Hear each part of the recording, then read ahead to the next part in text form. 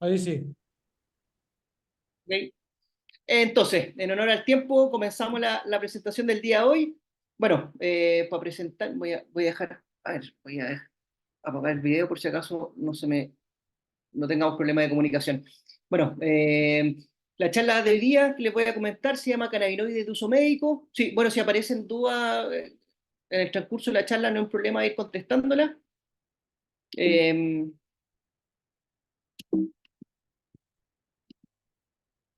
Bueno, primero la presentación. Mi nombre es Francisco Undurraga, soy médico, especialista en medicina interna. Con respecto a lo que vamos a hablar, tengo un diplomado en estudio avanzado en endocrinología, cannabis y cannabinoides. Trabajo en el servicio de medicina interna del Hospital Padre Hurtado. Esa es la foto que, como pueden ver. Y soy staff también en Clínica Las Condes. Y soy médico de NARMA, soy director médico de NARMA. No sé si ya han conocido lo que es NARMA. NARMA es esta plataforma de acceso a tratamientos con fitocannabinoides, donde juntamos tanto a pacientes que requieren este tipo de terapia, con médicos especialistas en esto y con un recetario magistral asociado, que vamos a ver que es tan importante como es controlar a los pacientes, darle, o sea, hacer una supervisión médica en cuanto al tratamiento, es también darle que es productos que sean de grado farmacéutico. Cuando hablamos de cannabis medicinal, uno habla es una amplia gama de, de alternativas, podríamos decir, en cuanto tenemos productos de la misma planta de cannabis. Por ejemplo, aquí tenemos una foto, digamos, de lo que sería la flor de la planta de cannabis, lo que se llama el cogollo en chileno, ¿no es cierto?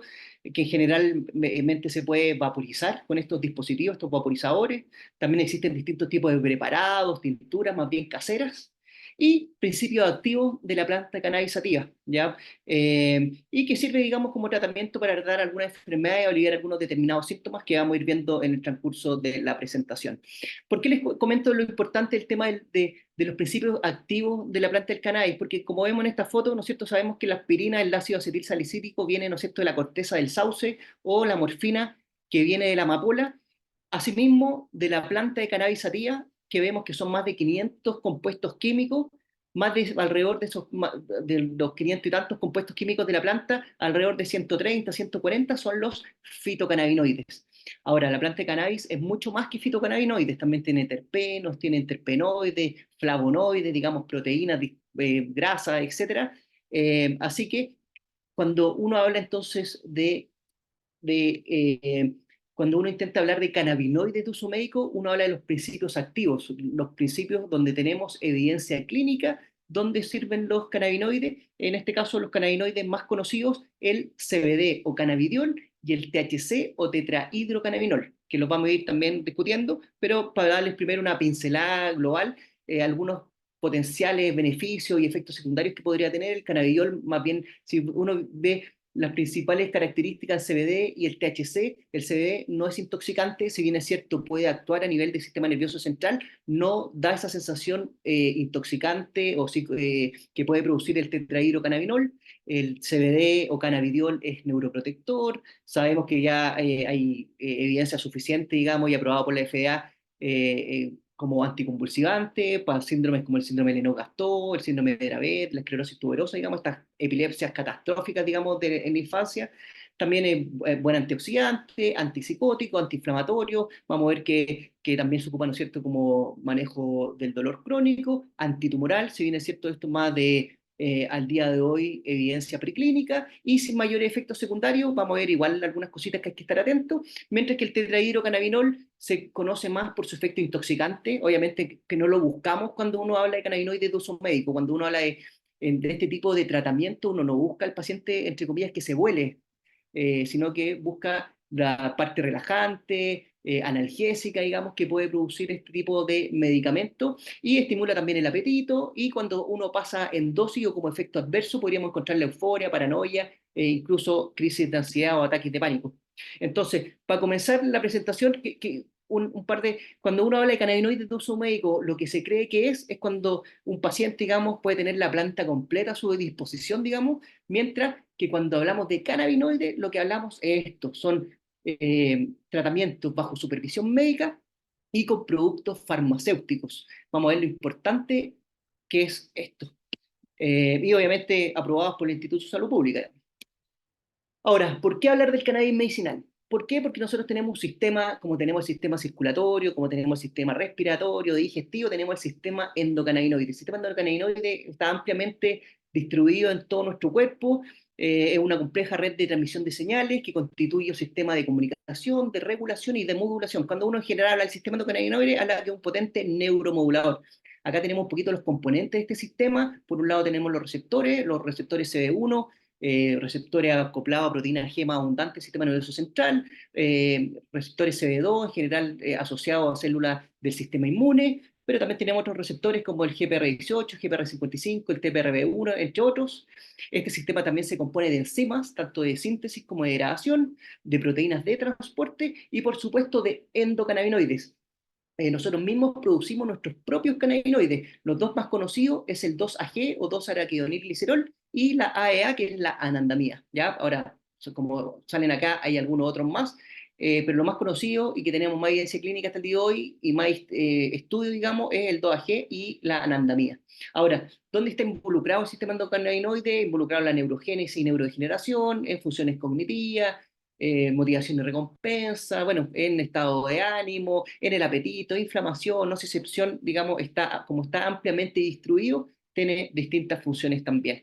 ¿Y con qué podemos manipular nosotros este sistema endocannabinoide? Bueno, con los cannabinoides. Como les comentaba, tenemos endocannabinoides, anandamida o el 2-AG o 2-araquidonilglicerol, que son los producidos por nosotros mismos. Tenemos los fitocannabinoides, que serían los cannabinoides que derivan de la planta cannabisativa. Los dos cannabinoides más conocidos y con más evidencia el día de hoy es el cannabidiol o CBD y el tetrahidrocannabinol o THC. Pero como les comenté al principio, hay más de 100 tipos de fitocannabinoides, entre ellos el cannabicromeno, el cannabigenol, entre muchos otros.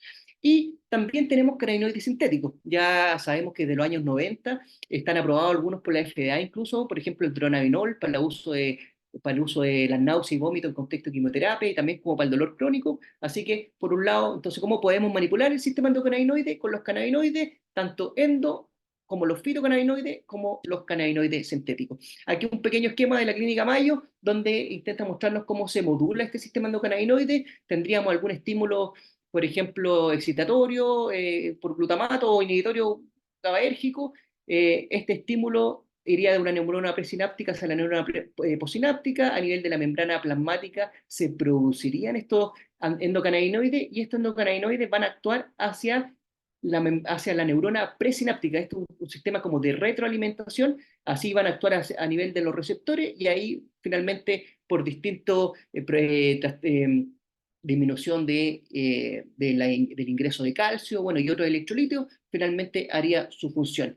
En este caso, quiere mostrar este esquema cómo modula directamente el THC o tetrahidrocannabinol y que vemos cómo el THC va a interactuar dirigidamente al receptor CB1. Mientras que el CBD o cannabidiol, uno le llama que es una molécula bastante promiscua, porque como vemos acá, actúa a nivel de distintos receptores, antagonizando incluso algunos, agonista, por ejemplo, los receptores dopaminérgicos, serotoninérgicos, modula receptores opioides, bueno, vemos aquí activa e inhibe otro tipo de transportador. Incluso por acá, la FA, que es la enzima que degrada la anandamida, la inhibe, entonces con esto también aumentan los niveles plasmáticos de, en este caso, la anandamida. Así como vemos, de los principales cannabinoides que dijimos, el THC y así como actúa el CBD.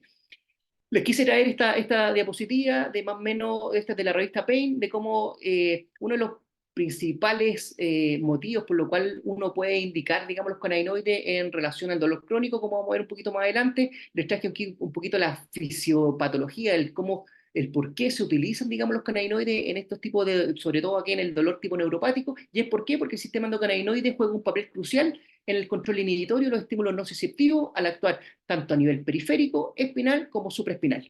A nivel periférico, los receptores CB1 ubicados en las terminales nociceptivas inhiben la transmisión nociceptiva, mientras que los receptores CB2 lo que van a hacer es que estos receptores CB2, como les comentaba, están en las células en general, en las células inmunes, y que hacen, disminuyen y reducen la liberación de agentes pronociceptivos, Por otro lado, a nivel ya espinal, los receptores CB1 lo que hacen es inhibir la liberación de neurotransmisor y con esto la transmisión de dolor, mientras que los CB2 modulan la respuesta inmunitaria, lo que conduciría a la sensibilización neuronal durante el dolor crónico. Y ya a nivel de cerebro, los receptores CB1 inhiben la transmisión nociceptiva ascendente, principalmente a nivel del tálamo, y también modifica el componente del dolor emocional, actuando a nivel del sistema límbico y del área corticales. Eso más o menos cómo funcionaría este sistema, digamos, a nivel del dolor.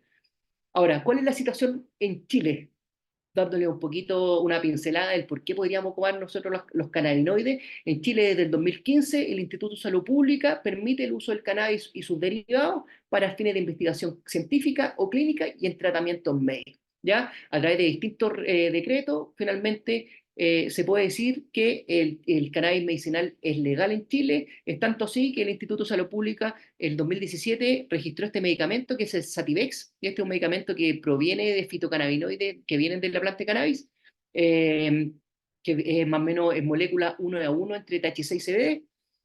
Así que como vemos, ya hay productos comerciales. ¿Cuál es uno, para hablar algunos de los problemas de este tipo de fármaco? Básicamente el tema del acceso, porque son de un valor económico muy elevado, aproximadamente $1.000 más o menos el frasquito, digamos. Y así han llegado otros fármacos como el Combupidiol, que también eso más o menos el año pasado se ingresó, así que tiene también su registro sanitario. Ahora, como vemos, a nivel de la prescripción de la receta del MinSal, uno ya puede incluso, como vemos acá, recetar los cannabinoides. ¿Ya? Así que en Chile el tema del cannabis medicinal y como vemos el tema de los cannabinoides propiamente tal es legal en Chile. Ahora, les voy a traer aquí algunos artículos científicos sobre la evidencia clínica con respecto a los cannabinoides. Este es un trabajo norteamericano que primero quisieron ver como en Estados Unidos hay hartos estados que ya hace rato ya están involucrados en el tema del cannabis medicinal, quisieron ver obviamente cuál es la evidencia y qué es lo que la FDA dice al respecto. Sabemos que ya hace rato ya, como les comentaba, el dronabinol o la nabilona están aprobados por la FDA. ¿Con qué indicaciones? Para las náuseas y vómitos en contexto de quimioterapia y también como orexígeno, digamos, para pacientes con baja de peso, por ejemplo, pacientes con demencia o con VIH, digamos, avanzado, nos podría ayudar, digamos, para aumentar el apetito. Y por otro lado también tenemos los fitocannabinoides, en este caso el Epidiolex, que es derivado también de la planta de cannabis, digamos, es un fitocannabinoide. ¿En qué contexto está aprobado este Epidiolex? En el contexto de epilepsia refractaria, en los síndromes de Lennox-Gastaut, síndrome de Dravet, esclerosis tuberosa, en pacientes mayores a 1 año. Y por otro lado, el Naviximol, que es este medicamento que les contaba que se registró en Chile en 2017, que es el Sativex, que es 1 a 1 entre moléculas de THC y CBD. ¿Y para qué indicaciones? Para la espasticidad en el contexto de esclerosis múltiple y también para el dolor tipo neuropático y asociado al cáncer.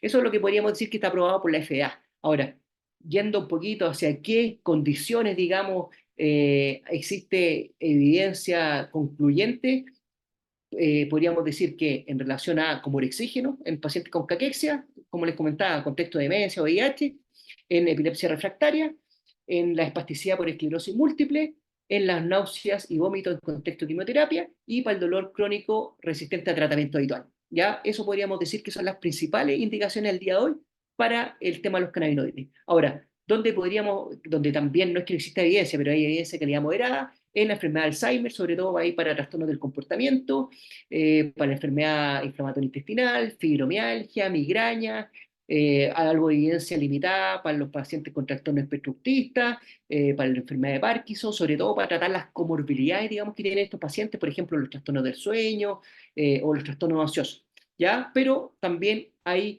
evidencia de daño. ¿En qué casos? Por ejemplo, en depresiones mayores, sobre todo en trastornos afectivos bipolares, hay que estar atentos. ¿Ya? Como los cannabinoides tienen indicaciones, obviamente también tiene contraindicaciones que lo vamos a ver un poquito más adelante en profundidad.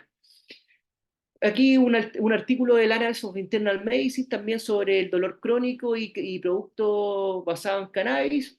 Aquí son más de 18 estudios, son 18 estudios randomizados, placebos controlados, con un N más o menos de 1.700 pacientes, de 7 estudios cohorte con más de 13.000 pacientes, y que concluyen aquí los autores que la evidencia más fuerte hasta la fecha, según esta revisión sistemática, es para productos sintéticos con proporciones altas de THC a CBD, digamos con predominio de THC, sintético, o extractos, digamos, de la planta, como sería este caso el Sativex, con proporciones comparables de THC y CBD, ¿ya? O sea, alrededor de moléculas 1 a 1 entre THC y CBD son las fórmulas, podríamos decir, que mostraron mejoría en la severidad del dolor. Este otro trabajo, este del Imperial College de Londres, es un análisis de decisión multicriterio donde compararon la farmacoterapia habitual del paciente con dolor crónico tipo neuropático, incluyendo los cannabinoides y productos basados en cannabis, donde comparamos, como vemos acá, bueno, THC-CBD, CBD solo, THC, con duloxetina, gabapentinoide, amitriptilina, tramadol, ibuprofeno, metadona, oxicodona, morfina y fentanil en distintas.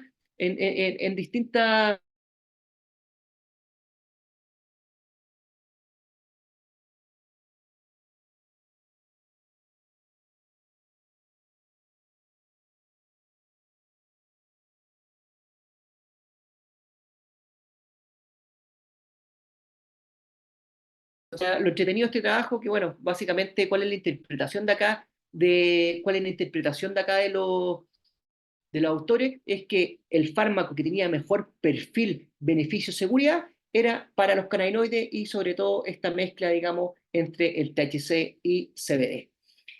Es así como ya en el JAMA, un artículo del año pasado, donde vemos que cómo se ha ido cambiando la prescripción de opioides en pacientes a los que se le aporta también, sabemos, bueno, que sobre todo en Estados Unidos este tema, esta epidemia que hay, o pandemia, que podríamos decir, con el tema de los opioides, aquí vemos cómo, ahí las curvas vemos cómo bajan dramáticamente en los pacientes que utilizan opioides como para el dolor crónico, a los que se le administra asociado cannabis medicinal, vemos que finalmente estos pacientes se asociaban a disminución de las dosis de los opioides y con esto disminución de todos los riesgos, digamos, de la morbilidad y la mortalidad asociados a esto.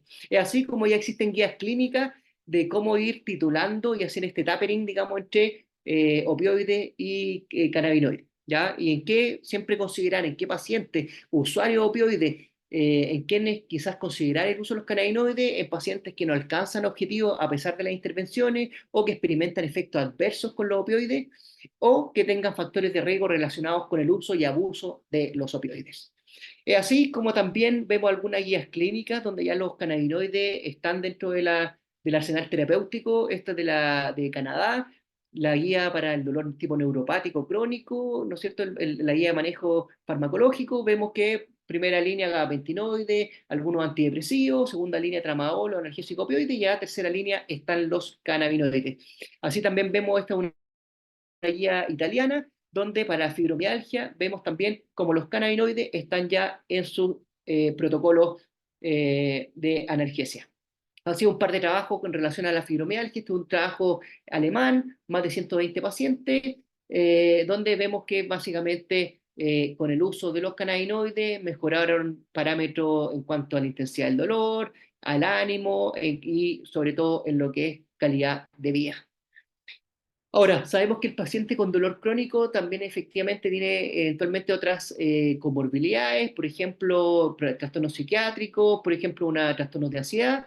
Acá este es un trabajo inglés, bueno, del Reino Unido más bien, donde, bueno, se evaluó, digamos, más de 300 pacientes con ansiedad generalizada y se vio cómo respondían al uso de cannabis medicinal. Y bueno, vemos acá cómo se concluye que con el uso de este tipo de medicamentos disminuía significativamente, digamos, había una significativa mejoría en los pacientes con ansiedad. Y como vemos, también otra de las comorbilidades clásicas a pacientes con dolor crónico son trastornos del sueño. Este es un trabajo también australiano, donde se les dio aceites con cannabinoides, digamos, a pacientes y que evaluaron que también con este tipo de medicamentos mejoraba tanto el tiempo como la calidad del sueño. Ahora, sabiendo que existe evidencia que los cannabinoides nos pueden, digamos, ayudar en ciertos grupos de pacientes para ayudar, digamos, a mejorar síntomas, mejorarle su calidad de vida, la pregunta sería ahora, ¿son seguros los cannabinoides? Les traje este artículo, este es un trabajo canadiense que nos intenta dar un marco centrado en la seguridad para el inicio y la utilización de los cannabinoides. Siempre cuando nos enfrentamos a un paciente que vamos eventualmente a iniciar cannabinoides, primero buscar precauciones, buscar contraindicaciones, detectar si hay algún tipo de interacción medicamentosa, considerar la seguridad de la vía de administración, considerar la seguridad del producto, iniciar con dosis bajas y una estrategia siempre de titulación lenta y establecer la frecuencia de seguimiento. En general, la invitación es algoritmo similar a esto. Cuando vemos a un paciente que tiene una patología crónica, primero evaluar si ha tenido terapia estándar. Si ha tenido la terapia estándar y ha tenido una respuesta favorable, ahí, bueno, seguir con la terapia estándar, digamos. Ahora, si está con su terapia estándar y a pesar de esto no ha tenido una respuesta favorable, hay que ver si el paciente está dispuesto a utilizar cannabinoides y si es así, evaluar contraindicaciones. Vamos a ver en la próxima diapo más o menos cuáles son las contraindicaciones absolutas, detectar interacciones farmacológicas, evaluar la vía de administración y hacer todo el tema de la prescripción y el seguimiento. ¿Cuáles serían las contraindicaciones para el uso de los cannabinoides? Con respecto al THC, acuérdense que, como les comentaba en un comienzo, los dos principales cannabinoides que vamos a prescribir es el THC o tetrahidrocannabinol, este cannabinoide que puede dar este efecto intoxicante, y el CBD o cannabidiol. Con respecto al THC, contraindicado en menores de 25 años. ¿Esto por qué? Porque eventualmente los pacientes tienen que tener un sistema nervioso central ya desarrollado, ya para evitar algún tipo de alteración, digamos, del desarrollo, digamos, a nivel cerebral. Entonces contraindicado en menores de 25 años. Luego contraindicado en embarazo y lactancia. También sabemos que puede haber temas de síntomas de parto precoz, de restricción del crecimiento intrauterino, digamos, bueno, hay algo de evidencia que ya nos dice que contraindicado en embarazo y la lactancia. También contraindicado en enfermedad cardiovascular inestable. Sabemos que el THC puede aumentar el gasto cardíaco, entonces pacientes que tengan enfermedad, una cardiopatía coronaria, por ejemplo, o una patología eléctrica y que no están en tratamiento y que no están, digamos, controlados, estaría contraindicado el uso del THC. También contraindicado en enfermedad psiquiátrica inestable o historia familiar de psicosis. ¿Por qué? Porque podría haber mayor incidencia de alucinaciones y síntomas psicóticos. Y contraindicado también, obviamente, en pacientes con abuso de sustancias, ¿ya? Así que cuando nos enfrentamos a un paciente y pensamos que el THC pues, sería beneficioso para este paciente, darse un poquito, recordar esta diapo y decir, oye, ¿en qué paciente estaría contraindicado? Entonces dijimos la edad, embarazo y lactancia, enfermedad cardiovascular inestable, enfermedad psiquiátrica inestable, o abuso de sustancias. Y por otro lado, el CBD, la verdad que, o cannabidiol, hasta el momento, la verdad que no hay evidencia de estos adversos graves. Sí, hay que estar atento, pues, en dosis altas puede producir algo de dolor abdominal, diarrea, y sobre todo estar atentos con el CBD a la elevación de enzima hepática, sobre todo con el ácido valproico, cuando se usa concomitante, digamos, en relación, por ejemplo, a niños con epilepsia refractaria, ácido valproico, clobazam, hay que estar atento a elevación de enzima hepática y interacciones medicamentosas. Por ejemplo, con el clobazam, como les comentaba, puede producir más somnolencia en los pacientes. Ahora, sobre las vías de administración, aquí la que les vamos a promover básicamente es la vía sistémica, es vía oral y con productos, como les comentaba, farmacéuticos. Ahora, ¿existen otros medios? Sí existen, por ejemplo, está la vaporización. ¿En qué casos quizá uno podría pensar la vaporización en cuando necesitamos una vía de acción rápida? Por ejemplo, en un paciente con migrañas, con aura, para intentar abortar esa migraña. Quizás podría ocuparse y hay algo de evidencia al respecto que podría ocuparse, digamos, la vaporización para evitar la migraña.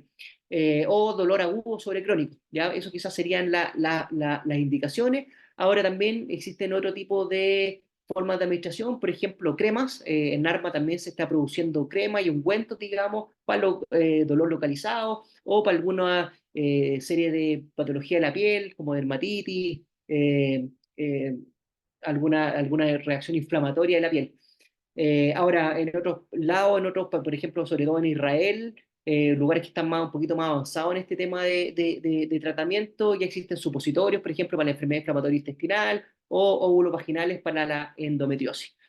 Ahora, sobre efectos adversos que puedan tener estos tipos de medicamentos, en relación al THC, somnolencia, mareo, boca seca, puede producir, como les comentaba antes, ansiedad, euforia. Ahora hay que decir que cuando uno ocupa cannabinoides de uso médico, cuando uno tiene estos efectos de euforia, paranoia o incluso psicosis, obviamente son reacciones adversas al tratamiento. Uno no busca la sensación esta de intoxicación totalmente innecesaria en el tratamiento. ¿Ya? Ahí uno busca, obviamente, calmar el dolor, disminuir la ansiedad, digamos, bueno, dependiendo de la patología para qué vamos a ocupar los cannabinoides, pero todo lo que sea, digamos, la volá en chileno o lo que pueda llegar a producir efectos, digamos, psicoactivos son totalmente innecesarios y no los buscamos con el tratamiento. Y sobre el CBD también boca seca, aturdimiento, hay que estar atento en los adultos mayores porque pueden producir algo de hipotensión, así que un paciente que está con harto, digamos, medicamento hipotensor, hay que estar atento a eso. Aquí lo que tiene asterisco en general es diarrea, vómitos, fiebre, somnolencia y sobre todo alteración hepático en CBD en dosis elevadas, ya en dosis más de 20 miligramos por kilo de peso, que en general son las dosis que se dan en epilepsia refractaria en dosis, cuando uno habla de dosis terapéutica en general el CBD sobre 25 miligramos, no por kilo peso, 25 miligramos al día, ya es una dosis terapéutica. Entonces vemos que en estos casos de epilepsia refractaria son dosis harto mayores y por eso eventualmente pueden producirnos algún tipo de transaminitis y alteración de laboratorio hepático. Ahora, ¿qué si nos vamos a un poquito sobre el arsenal farmacológico a nivel comercial que hay, tenemos medicamentos de predominio THC, como el dronabinol, nabilona, en general indicados para anorexia, para caquexia y para náusea y vómito en contexto de quimioterapia.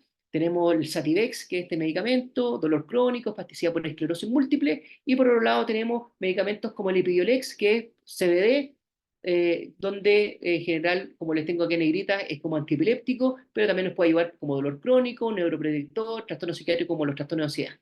¿Ya? Entonces tenemos toda esta línea entre eh, medicamentos de predominio THC, de mezcla entre THC y CBD y de predominio CBD. Ahora, lo importante de que sea un producto farmacéutico, ¿esto es por qué? Si uno pone en Google, esto foto mía, digamos, uno pone en Google CBD Chile, aparecen cientos y páginas de productos con cannabinoides, ¿ya? Y al respecto, les traje a colación, se me fue un paper, pero eran dos trabajos, pero más o menos dicen lo mismo. Hay un trabajo del Llama y este trabajo también que es un trabajo holandés, donde básicamente se concluye lo mismo, que la mayoría de estos productos artesanales no traen lo que dicen traer, o dicen que no traen THC y traen THC, o dicen que traen 100 miligramos de CBD y traen, no sé, 10 miligramos de CBD. Entonces, básicamente, el Instituto de Salud Pública, esto en agosto del 2020, refiere que cualquier producto que declare estar compuesto por CBD y que actualmente no tenga un registro sanitario otorgado por este instituto, corresponde a un producto farmacéutico falsificado y no es posible garantizar a la población su calidad, la seguridad y la eficacia, por lo que adquiera medicamentos solamente en establecimientos autorizados como son las farmacias, ¿ya? Porque uno se puede quedar con la tranquilidad, o le vamos a dar CBD comprado, digamos, en la feria al paciente y después uno le puede echar la culpa, no, es que el CBD la verdad no sirve porque, no, es probablemente porque era cualquier cosa menos CBD. Y ahí aparecen armas, digamos, como solución, digamos. O sea, si uno quiere dar medicamentos sabiendo que no van a estar contaminados por metales pesados, que no van a tener contaminación microbiológica y que 100 miligramos de CBD van a ser 100 miligramos de CBD, bueno, ahí como les comentaba aparecen armas, esta plataforma, digamos, donde damos acceso a estos tratamientos de cannabinoides, donde cuando el paciente ya tiene una receta, puede ir directamente a cargar su receta, digamos, y se le cotiza e incluso se le puede llegar el producto hacia su hogar. Y si no tiene receta, es un paciente, digamos, que anda buscando algún tipo de ayuda. En la página web también tenemos la posibilidad de agendar hora médica con distintos centros de salud y ahí obviamente hacer toda la evaluación y ver si se justifica el uso de cannabinoides y si es así, que le den su receta y poder mandar a hacer su receta a un recetario magistral. Nosotros trabajamos asociados a RP Pharma, uno de los principales recetarios magistrales de Chile, con todos, digamos, los permisos del Instituto de Salud Pública. Ahora, les traje un par de artículos de guías clínicas, este es del BMJ, en relación a más o menos una guía de práctica clínica de cómo iniciar, cómo ir titulando los cannabinoides. En general, las guías en general hablan todo más o menos similar en relación al dolor. En general se dice, comienza con CBD, comienza de forma progresiva. Por ejemplo, en el gotario, en la fórmula de 100 miligramos por ml, sabemos que en general 20 gotas es un ml y una gotita serían 5 miligramos. Entonces, uno puede comenzar con una gotita cada 12 horas, ir aumentando cada 2 3 días, hasta un máximo de 40 miligramos, y si el paciente no responde a esta dosis, hacer una fórmula con THC y ir evaluando y ir aumentando, como sale acá, la dosis de THC cada 2 a 7 días hasta un máximo de 40 miligramos al día. ¿Ya? Eso es más o menos lo que nos nombra esta guía como esta otra. Ya esta otra más o menos similar, comienza con CBD, si no responde al CBD agrégale THC, y algunas perlitas que quisiera comentarle en relación ya a la práctica clínica con respecto a estos cannabinoides. Hay que decir que el CBD no es doping, ¿ya? Entonces uno puede manejar con CBD, atletas de alto rendimiento pueden ocupar cannabidiol sin problema. ¿Por qué le digo atleta de alto rendimiento? En general en Europa, Estados Unidos se ocupa harto para evitar como ansiedad precompetencia o para aliviar dolores, pues, disminuir inflamación. Entonces, es un producto que ya la Agencia Mundial Antidopaje no la considera como doping. Sí, el THC. Entonces, en un paciente, por ejemplo, activo que maneje, hay que estar atento en darle THC. ¿Por qué? Porque efectivamente, si tiene algún tipo de accidente, le puede salir doping positivo, digamos, puede salirle el THC, puede salir un narcotest positivo. ¿Ya? No así con el uso de CBD. Entonces hay que estar atento también en esas condiciones clínicas y en la historia ahí del paciente, en su capacidad funcional, en la autovalencia del paciente, o un paciente en general que ya está más bien invalidado por los dolores, que se quedan en casa, digamos, podríamos eventualmente en relación al dolor comenzar directamente con una mezcla de THC-CBD e ir aumentando la dosis como sale acá en este esquema. ¿Cómo se hace la receta? Para hacer una parte también un poquito más práctica, como les comentaba, estas formulaciones se hacen a través de recetario magistral. Eh, Les comentaba en un comienzo de la presentación, uno de los problemas del acceso eran de estos productos comerciales de alto valor económico. La receta magistral vale alrededor de un 10% de lo que sería el valor, digamos, del producto comercial. Entonces, y con toda la seguridad y con toda la calidad finalmente con la autorización del Instituto de Salud Pública para poder producir este tipo de formulaciones. La receta magistral en general que muchas veces quizás no estamos si uno no es dermatólogo o de repente uno le cuesta un poquito el tema de las recetas magistrales, en general uno pone el diagnóstico, los componentes que uno va a ocupar, por ejemplo THC, o sea, se tendría que poner tetrahidrocannabinol, aquí hay una receta un poquito más clarita, por ejemplo, cannabidiol, 100 miligramos por ml, solución oleosa en MCT oil, digamos, estos triglicéridos de cadena media, cantidad suficiente para 30 ml, un frasco, y más o menos sabemos que en este tipo de formulación, como les comentaba, una gota son 5 miligramos, entonces una gota en la mañana, una gota en la noche serían 10 miligramos, y así uno puede ir aumentando progresivamente la dosis y ir evaluando la respuesta clínica del paciente. En caso de que uno quiera comenzarle una receta con THC, la receta con el CBD hay que decir que es una receta simple, ya no necesita mayor timbre ni cosa. El THC cuando uno le agrega THC a la fórmula, ahí hay que hacerla en recetas, digamos, retenidas. La misma receta de las benzoazepinas, no requiere receta cheque ni alguna otra receta especial, pero sí la misma receta de las benzoazepinas, ¿ya? Una receta donde salgan los datos del médico y obviamente el timbre. Caso de la receta de tetrahidrocannabinol, formulaciones, por ejemplo, de 10 miligramos de THC y 10 miligramos de cannabidiol sería tetrahidrocannabinol 10 miligramos por ml, cannabidiol 10 miligramos por ml, solución oleosa cantidad suficiente para 30 ml, un frasco, y ahí uno eventualmente le va poniendo una gota cada 12 horas. Yo en general a los pacientes cuando le inicio cannabinoides les paso una tabla similar a esto, donde ellos mismos van titulando la dosis y yo les digo siempre quédense con la menor dosis que ustedes sientan efecto, digamos, o sea, si ya con 3 gotas cada 12 horas ya sienten que el dolor se les calmó, que están durmiendo mejor, oye, no es necesario seguir subiendo la dosis, sino la menor dosis que al paciente le haga efecto. Ahí está el tema de la personalización que requiere este tipo de terapia para ir finalizando y dar paso ahí a algún tipo de conversación, a ver si hay preguntas, comentarios.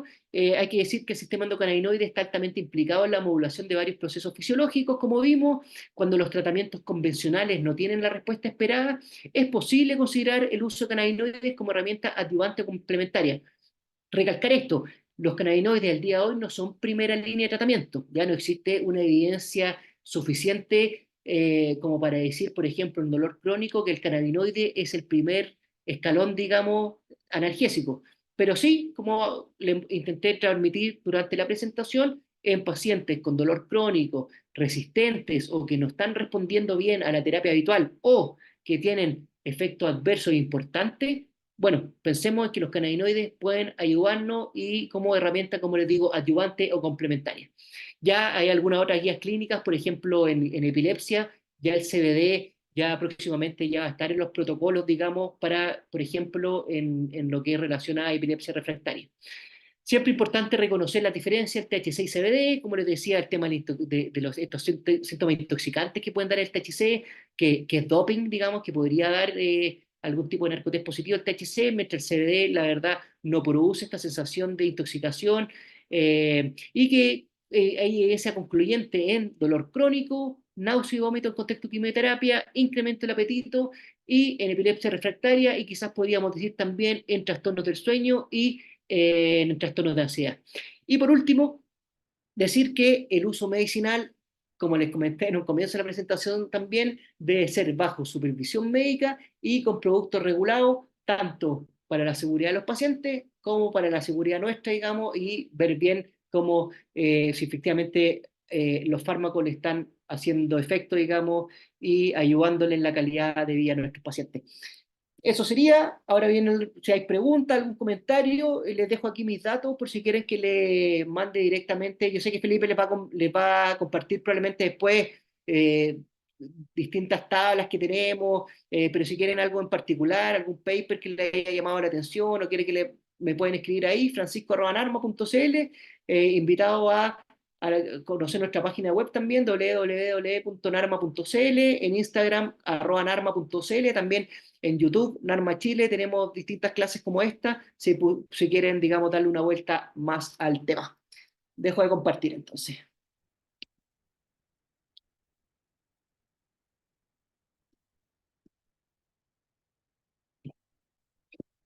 Eso, no sé si hay algún comentario, alguna pregunta. Sé que es tarde, que complejo, digamos, pero no sé si hay algo que comentar o alguna pregunta. Francisco, ¿Sí? sí, Carlos por acá. Oye, buena presentación y me llama la atención con respecto al solo uso oral, ¿cierto? Sistémico, pero no hay ninguna presentación o alguna línea que estudie el uso tópico, que igual se usa mucho en deporte o en dolor crónico. Exactamente. Sí, sí, como les decía, en Arma también tenemos crema. Ya, ¿Ah? Tenemos crema. Ahora, ¿en qué condición efectivamente? Como patología inflamatoria de la piel, por ejemplo, en dermatitis, por ahí uno podría ocupar este tipo de fármaco, también en dolor focalizado. ¿Ya? ya, Ahora, en general, ponte tú en pacientes, porque yo en cuanto si hablamos de deporte, yo hice mi trabajo final cuando hice mi diplomado en esto, lo hice en CBD y rendimiento deportivo. Me encanta el tema del deporte y, como les comentaba, cosas importantes que nos pueden ayudar el CBD, como les digo, que no es doping y nos puede ayudar en los deportistas, tanto como ya si hablamos de deportistas de alto rendimiento, para evitar la ansiedad precompetencia, para disminuir dolor, inflamación y para mejorar también la calidad del sueño. Entonces, sabemos que como tan importante es el entrenamiento y la nutrición, obviamente el descanso es fundamental para recuperar, digamos. Entonces, el CBD efectivamente puede ser una herramienta y vemos como en Europa, Estados Unidos, la verdad que supo bien abasto, digamos, en los deportistas. Felipe, parece que quería comentar algo con respecto a las cremas. Sí, ahí en relación a las cremas, ¿no? Nosotros tenemos distintas bases y en general para cuando es uso muscular tenemos una base que es una transdérmica, que es con CBD y tenemos una mezcla con silicato de sodio como medio calorum que también anda bien. Así que en ese sentido después les puedo mandar más información, pero las cremas es algo bien importante, funciona bien para el tema de recuperación muscular. Así que ahí tenemos un par de formulaciones que se las podemos dar para que las prueben y vean cómo funcionan.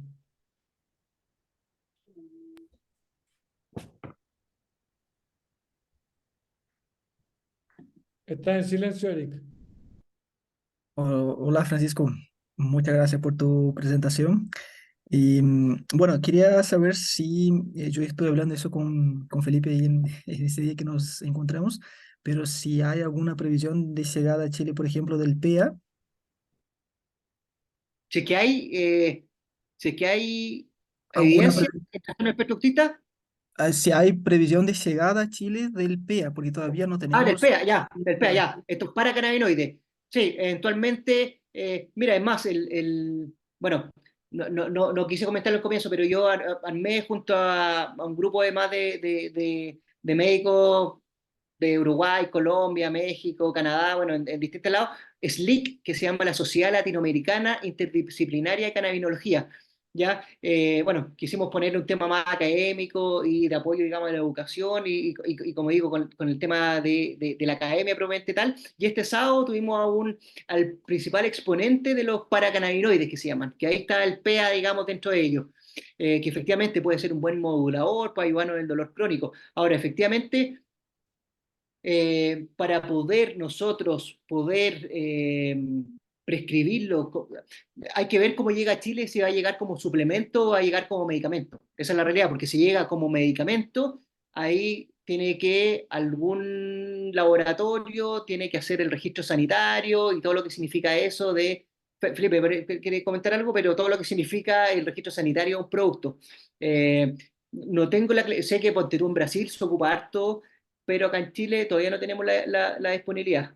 Mira, acá en Chile, como estamos trabajando como recetario magistral, hoy día las moléculas que están aprobadas como ingrediente activo son el THC y CBD, dado el registro del Sativex.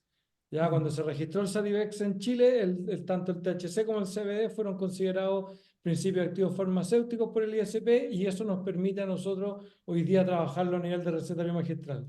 Como dice el doctor, el PEA yo creo que tenemos que hacer un trabajo y ver que el ISP diga, ah, mira, puede ser un suplemento y se va a poder trabajar en esa línea un poco más fácil y hacer las mezclas sin tanto problema, pero si lo consideran más como grado farmacéutico, lo mismo, necesitaríamos tener un producto que lo tenga registrado para poder usarlo como principio activo. Así que por ahora, THC y CBD, eso es lo que tenemos registrado y lo que podemos hacer sin ningún problema a nivel de registrar el recetario magistral. Eso. Francisco, gracias por la presentación. Yo te voy a pedir después la info relacionada al deporte, que me interesa bastante. Trabajo con deportistas de alto rendimiento. Hoy día me reuní con Natalia Ducó, por ejemplo. Hablamos de la problemática grande del insomnio en trabajo acá chileno, 80% en deportistas de alto rendimiento. Quizás extrapolable, al menos en lo que, algunas cosas clínicas que yo hago, a otros espacios de la realidad en donde también se ejerce el alto rendimiento, que puede ser muchos tipos de trabajo hoy día. Entonces me llama la atención la aplicación del CBD, no necesariamente en la patología, sino que en la búsqueda de peak performance biológica, que puede ser interesante en varios espacios de la cultura. Ahí estamos en contacto, te mando mi trabajo, que está bien completa. Así que ahí Y quiero agradecerle la charla, estuvo muy bien. Yo usé por muchos años unas formulaciones que dan vergüenza hoy día, pues después de 30 años, pero con todo ayudaron a los pacientes en su momento, particularmente en materia de náusea y vómito, cuando la única forma de tener un paciente sin dolor era tenerlo vomitando todo el día por morfina. Nos ayudó mucho usar las formulaciones que en ese tiempo inventábamos. Les da casi vergüenza contarlo, pero así era. Así es que me produce la idea que tengamos esta posibilidad. Yo creo que todos los elementos que mejoren nuestro arsenal terapéutico son bienvenidos, así es que este es bienvenido y por mí particularmente bienvenido. Muchas gracias. Comentar una cosa, ¿por qué no hablamos de la flor? Porque, bueno, mucho se comenta y muchos de los centros en Chile que se dedican también al tema del cannabis recetan flor. Esa es la realidad, digamos. Dentro también hay harto uso adulto y disfrazado de uso médico, podríamos decir. Pero hay que decir, el uso de la flor está cada vez menos en uso a nivel internacional. Si bien es cierto, ejemplos como Francia, que tenían en algún momento flores, digamos, para el uso médico, ya la sacaron, y tanto en Canadá como en Australia, que también dan flor, ya está en revisión y probablemente la van a sacar. Y la Sociedad Española del Dolor sacó ahora en marzo un comunicado al respecto, enfatizando que los cannabinoides pueden ser una muy buena herramienta, digamos, para el dolor crónico, tanto en tipo neuropático como asociado al dolor oncológico, pero que se prefirieran siempre el fármaco, digamos, o sea, los productos farmacéuticos. ¿Y por qué? Por la calidad que tienen, por la estabilidad, por la calidad y obviamente por descartar cualquier tipo, como les comentaba, de contaminaciones, tanto microbiológicas como metales pesados, etcétera. Así que tenemos que ir apuntando hacia el producto farmacéutico, donde también nosotros podamos titular bien la dosis y si al paciente le da bien con el fármaco, oye, poder darle el mismo fármaco el próximo mes, digamos, ¿ya? No así como podría ser con las flores. Y un tema también que a lo mejor les va a sonar conocido. Cuando uno habla de cannabis medicinal es como microdosis versus el consumo de uso adulto. O sea, cuando uno se fuma un pito, te podéis consumir 100 miligramos de THC en ese pito, más todos los gases que también te marean, digamos.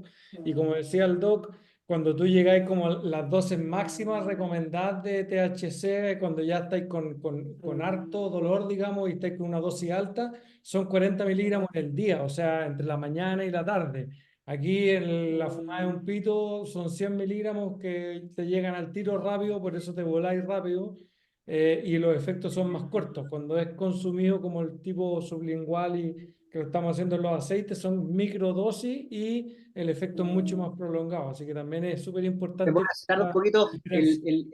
el inicio de acción se demora un poquito, más o menos 45 minutos, una hora, pero más o menos 8 o 12 horas puede estar en niveles plasmáticos, digamos. Entonces, por eso en general uno lo da 2, máximo 3 veces al día.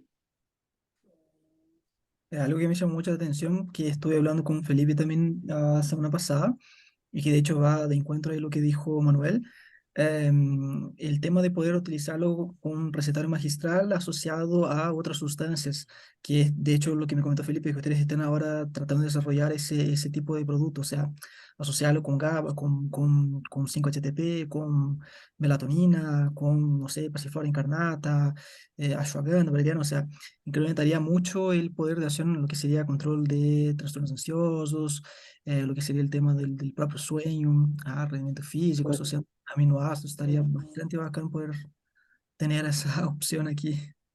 Exactamente. Así que se puede ahí, bueno, recetar magistral, pues finalmente uno puede prescribir lo que uno quiera, digamos, y mientras sea legal. Ah, Ahí te hicieron una pregunta, Doc. ¿Existen fenómenos de tolerancia y dependencia con el CBD? sí, mira, dependencia no, ya eso ya está digamos, probado, uno puede dejar el CBD y no hay ningún tipo de dependencia. Sobre tolerancia, en general se podría haber algún grado de tolerancia con los años de uso.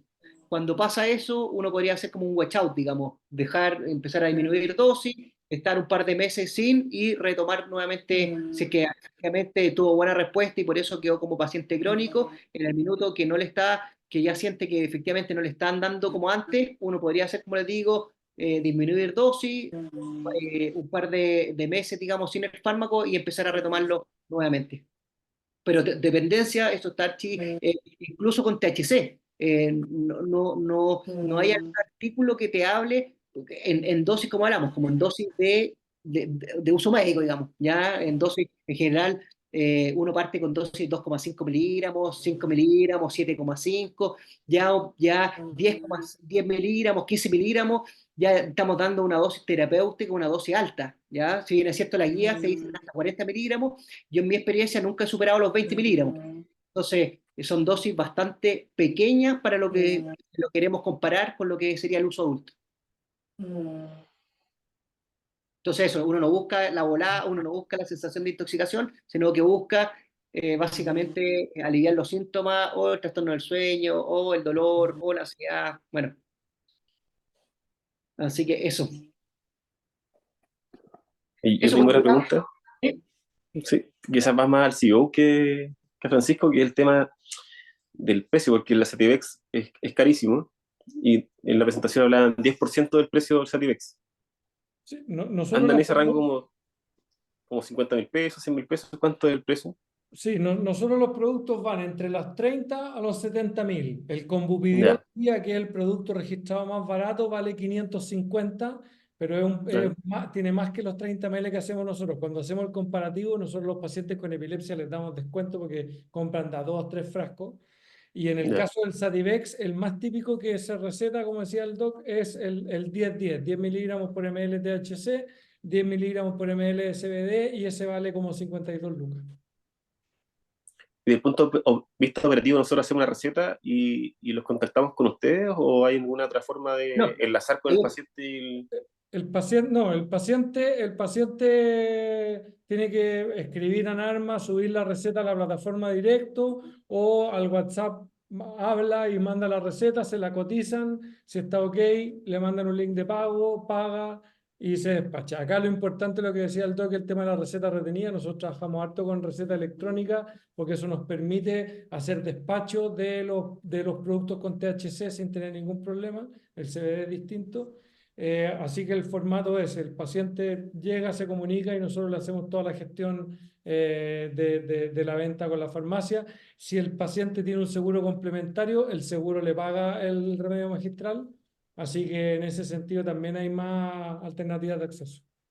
Carlos, en la parte práctica también, por ejemplo, tú le indicas a un paciente cannabinoide, a ver, tiene la posibilidad del mismo subir la receta en la página web de Narma, o cuando uno se mete a la página web de Narma se despliega el tiro el botoncito WhatsApp. De ahí están las niñas Narma, las ejecutivas, digamos, que, por ejemplo, que pasa mucho que de repente los adultos mayores, de repente ahí se tupen un poquito con el tema de subir la receta, entonces ahí las niñas están, pucha, le ayudan en todo el proceso, digamos. Y en el Súper. acompañamiento, desde que dejan la receta a todo el proceso hasta que llega a las casas. O sea, la idea de esto también es el servicio que dan Arma, no solamente el hacer el producto, sino que todo el acompañamiento que significa, sabemos que son pacientes en general, que obviamente si ya están llegando los cannabinoides, probablemente son pacientes con polifarmacia, pacientes, digamos, dañados, con alta carga de enfermedad, entonces obviamente queremos hacerlo sentir lo mejor posible, digamos, dentro de lo que podemos, y que estén acompañados, digamos.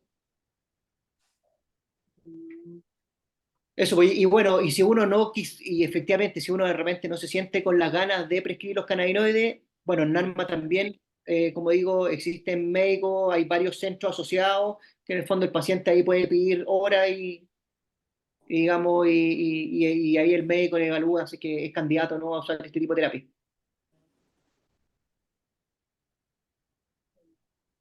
¿Y tiene alguna experiencia con centros públicos, por ejemplo, convenios, o han habido, por ejemplo, pacientes de hospitales públicos que usen? Exactamente, exactamente. Tenemos en el hospital Ponte tú de Magallanes, pacientes con epilepsia ¿Ya? refractaria, y hace, ¿cuánto llevamos con Magallanes? Hace rato ya. Más de un año. Entonces, efectivamente, ya Estamos tenemos, bueno, viendo, estamos hemos viendo tenido todo ese tipo de contacto desde, alternativas. Hoy día el mercado público para epilepsia está comprando el remedio de 550 lucas y nosotros ahí llegamos con un poco la alternativa del magistral. Pero claro, también ahí hay un tema que hay doctores que no cachan mucho el magistral, pero estamos haciendo el empuje y al final esto es un medicamento más. Cumplimos con todas las regulaciones, el producto autorizado, sale con boleta, si tenéis seguro lo paga, el THC es controlado, receta retenida, el CBD receta simple.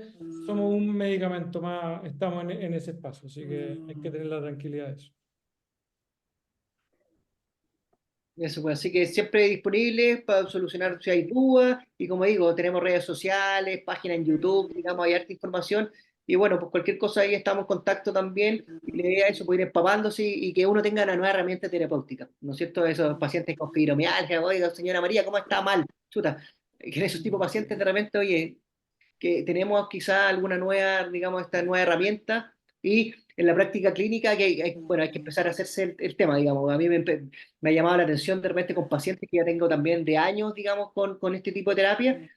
¿Por qué? Porque efectivamente le anda, digamos. O sea, he podido bajar, por ejemplo, polifarmacia, pacientes que, por ejemplo, con fibromialgia, que están con la duloxetina, con pregabalina, más derivados de opioides, etcétera. Puedo empezar, uno empieza ya cuando le empieza a meter los cannabinoides, uno podemos empezar a titular algunos otros medicamentos que le producen más efectos adversos, cosas, y se quedan con menos fármaco, digamos. Así que, y estos cannabinoides, que la gracia que también tienen, que le ayudan un poquito de forma integral en cuanto a se me dicen tres cositas los pacientes, siempre tres cosas quizás lo que más me comentan con respecto a esta terapia.